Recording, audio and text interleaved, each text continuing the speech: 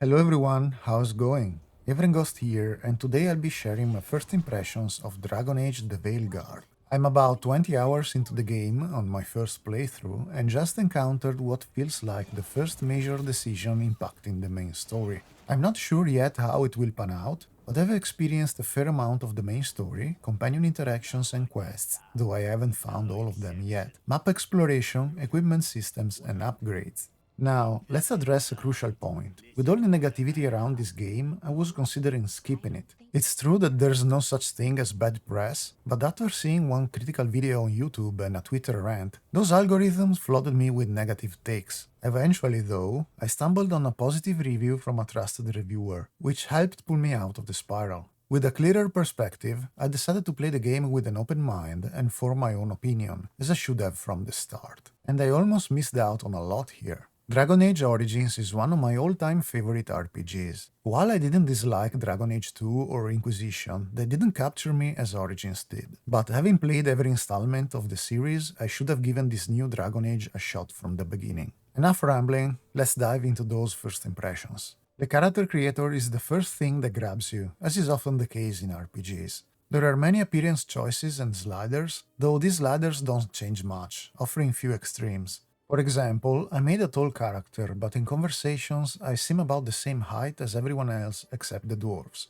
I wanted to see if the claims about the game being controversial held true, so I created the most basic character, a human warrior with a Grey Warden background, because origins. He's a rough and gruff type, caring about people and friends. It took me around 30 minutes, a personal record, to get the appearance I wanted since the preset features felt too feminine for my taste. Many of the beards and hairstyles seems exaggerated, but I finally settled on a military look that suited my narrative. I say this is a sort of personal record for me because I play a lot of CRPGs. I usually choose one of the presets and change it just a tiny bit. Right from the introduction, I could resolve things with violence instead of diplomacy, which worked well. I'm not going to spoil the story, so I'll stay vague. The character I'm playing cares about his companions because we're in this together, and sometimes he's tough but fair with them. For example, he told a self-pitying Scout Harding not to dwell on her past mistakes, and she agreed. I suspect you can't truly anger companions here, but I'll explore this more in future playthroughs. The game isn't especially deep or complex regarding relationship with the companions, but you can be a straightforward, masculine character, which some said wouldn't be possible. I'm mentioning this only once. I don't care for modern politics in RPGs, regardless of which side. Politics in RPGs should only be a story tool for creating a believable narrative, like a corrupted, high-ranking representative getting in the way of our heroes, or different factions warring with each other to control the kingdom. Things like that. Gaming should be a safe space, not a war zone.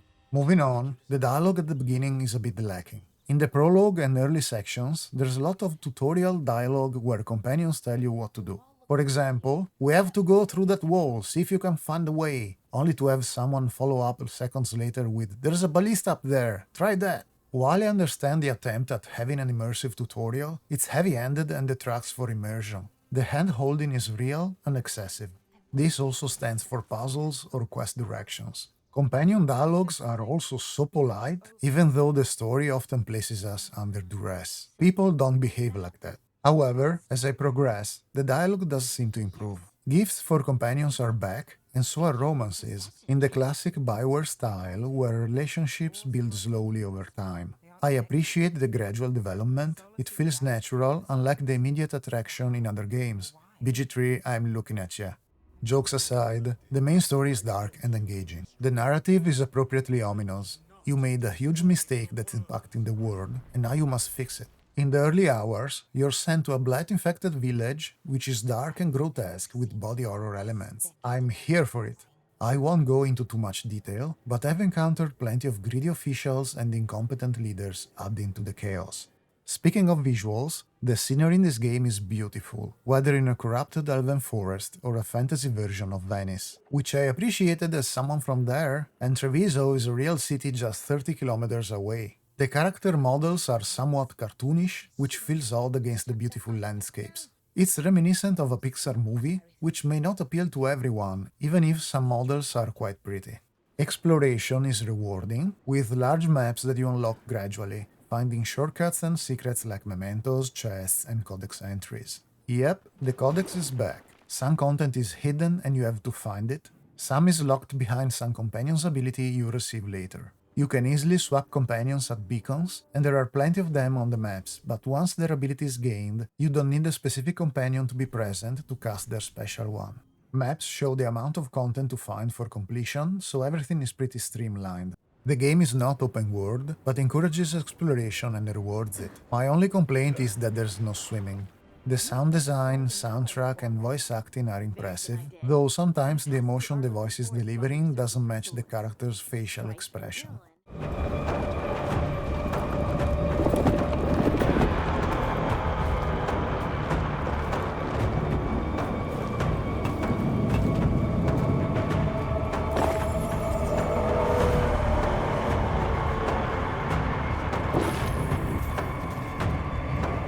Happened once, and we can't even be sure the crystal alignment was why. Look, I know what you're saying, but maybe if we check it every single time. I'm sorry. You're right. Sorry. Forget it. Combat is action-oriented, reminiscent of Mass Effect and the recent God of War. Companions have their own skill trees and gear, though simplified from the main characters, and they can't die in combat. They essentially act as additional ability pools at your disposal, similar to Atreus in God of War Ragnarok. The UI and setup are very Mass Effect-like. I'm currently playing a warrior, which involves parrying for extra effects like a flaming weapon, crowd control and dodging big hits.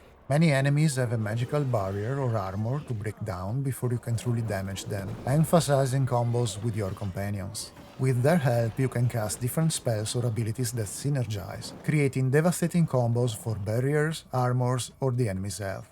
You can choose how to spec your companions and how to match them. Depending on the difficulty you choose, of course, there are fights in which you need a healer, others in which you need more damage, more crowd control, and so on. Swapping companions and builds depending on the fight is definitely possible. There are also various elemental damages, resistances and status effects to keep in mind. It's a combat system that seems simple at first, but requires a bit of effort to be mastered. Progression involves skill points for a substantial skill tree. You work toward a specialization unlocked at level 20, and there are many passive and active abilities. Respecking is easy, letting you experiment with builds. You just unallocate points directly in the tree. I'm excited to see what broken builds will come out to egregiously destroy the game. Gear progression is unusual. Loot is tailored to you and your companions, meaning a warrior won't find rogue equipment. When you acquire duplicate items, those copies merge and their rarity increases, as their power does. Additionally, you can upgrade equipment stats at your base using materials from exploration. In summary, dragonage the Veilguard feels like a blend of drama and caution. The story is quite a dramatic one, but the game feels like it's playing safe and not taking many risks. I've nitpicked here and there because this is a large production, but there's a lot to like. The game keeps me highly engaged with its story, exploration and combat. Dialogue feels safe and sometimes eye-roll worthy. I wish there were more dramatic tension. I also didn't find a bug to date, so it's really polished. No microtransactions, apparently no additional content from what I'm reading. You pay once and get the full experience. In this day and age, those last 2 points are not common and worthy by themselves. If the game maintains its current overall quality to the end, I genuinely think it has the potential to be a solid good game. Maybe not the masterpiece someone was expecting, but indeed an experience worth its money. With that being said, thanks so much for watching, I really appreciate it. As always, please like, comment and subscribe, it helps me reach more gamers around the world. Take care of yourself and I'll see you in the next video.